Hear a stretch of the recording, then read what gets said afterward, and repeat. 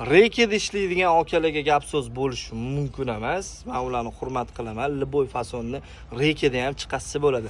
Lekin biz shu joyda yana profilda ishlaganmiz. Mana profil ishlatib ko'ringlar deyapman. O'ynab ketadi deyishyapti. Mana ham profil moshniy turibdi. Menga ham moshniy. Oldiga bu yoqqa Reyka tashlamaganmiz. Mana o'ynab ketmaydi. Oldida ham anaqasi bor. Liniyalari ham tekis. Butun moshniy mana obyektni shunaqa qilib chiqamiz. Men sizlarga просто maslahat berdim. Profilda ham ishlatib ko'ringlar. Mana asnovasi tuniki, ko'rasizmi?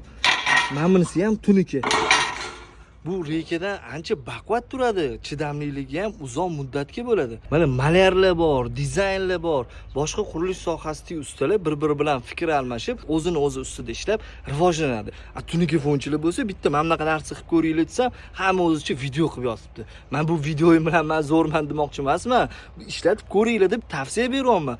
Oldinlar bilasizlarmi, odamlar ot aravada yurishgan, hozir mashinada yurishibdi. Oldin mana shu patologlarga panel qoqishardi. Keyin plastik, keyin alkefon, keyin tunikafon qilishyapti. Azgincha o'zingizlarning ustingizda ishlab, profilda ham ishlab ko'ringlar. Sizlarga manfaatliroq bo'lsa, men xursand bo'laman. Tunikafonchilar ham, biz ham ahil bo'laylik, kelinglar.